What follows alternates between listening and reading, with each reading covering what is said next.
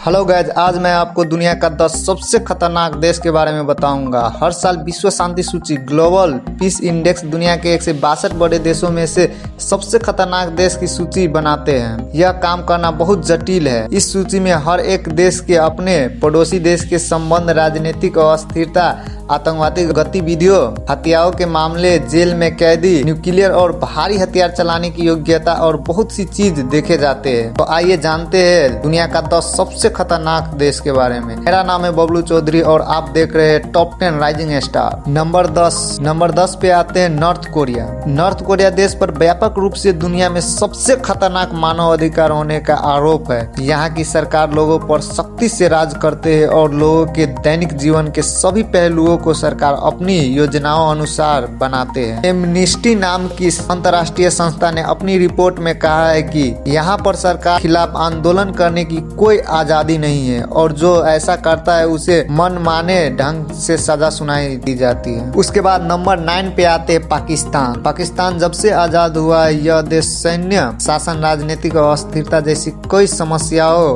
का सामना कर रहा है। यह देश लगातार बढ़ती जनसंख्या, आतंकवादी की समस्या, गरीबी और शिक्षा, भ्रष्टाचार सहित कई चुनौतीपूर्ण समस्या का सामना कर रहा है। उसके बाद नंबर 8 पे आते हैं डेमोक्रेटिक रिपब्लिक ऑफ कांगो। यह देश प्राकृतिक संसाधनों में अत्यंत समृद्ध है, लेकिन यह देश राजनीतिक और अस्थिरता की समस्या की बुरी तरह से जूझ रहा है। बुनियादी ढांचा की कमी और भ्रष्टाचार ने इस देश को बहुत सीमित कर दिया है। कांगो में 1995 में शुरू हुई घरेलू युद्ध ने इस देश को बर्बाद करके रख दिया। इस देश में 1998 से लेकर अब तक 54 लाख लोगों की मौत हो चुका है। इसमें 90% से ज्यादा मौत बीमारियों की वजह से हुई है। उसके बाद नंबर 7 पे आते हैं सेंट्रल अफ्रीका रिपब्लिक। 1960 में फ्रांस से आजाद पाने के बाद सेंट्रल अफ्रीका रिपब्लिक पर लगातार निरंकुश नेताओं का शासन रहा है। जब पहली बार 1933 में बहुदलीय लोकतांत्रिक चुनाव हुए, तब एनजे फेलिक्स पतासे को राष्ट्रपति को तौर पर निर्वाचित किया गया था।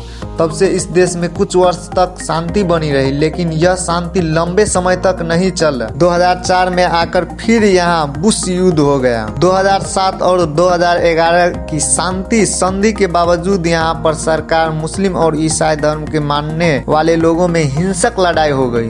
उसके बाद नंबर 6 पे आते हैं सूडान। सूडान कई चुनौतियों से ग्रस्त है। सूडान का इतिहास बड़े पैमाने पर जाति संघर्ष से पीड़ित रहा है। यहाँ पर हुए 2 घरेलू युद्ध और आंतरिक संघर्ष ने सूडान को और भी ज्यादा कमजोर कर दिया है। सूडान बहुत बुरे मानव अधिकारों से जूझ रहा है। यहाँ पर गुलामी के मुद्दे भी बड़े समस्या बन रहा है। सूडान की कानून प्रणाली इस्लामी कानून पर आधारित है। उसके बाद नंबर 5 पे आते हैं सोमालिया। सोमालिया में नागरिक युद्ध 1991 में शुरू हुआ और अभी तक चल रहा है। यह युद्ध 1980 के दशक के दौरान राजनीतिक अस्थिरता के कारण शुरू हुआ। यह युद्ध देश के कई अलग अलग गुटों, सशस्त्र विद्रोह गुटों और कबीले आधारित सशस्त्र संगठन के बीच चल रहा है। इस युद्ध में अब तक हजारों की संख्या में लोगों की मौत हो चुका है। उसके बाद नंबर 4 पे आते हैं इराक। इराक में 9 साल तक चले युद्ध में इराक को पूरी तरह से प्रभावित कर दिया है। इस युद्ध में आधिकारिक तौर पर दिसंबर 2011 में समाप्त हो गया था।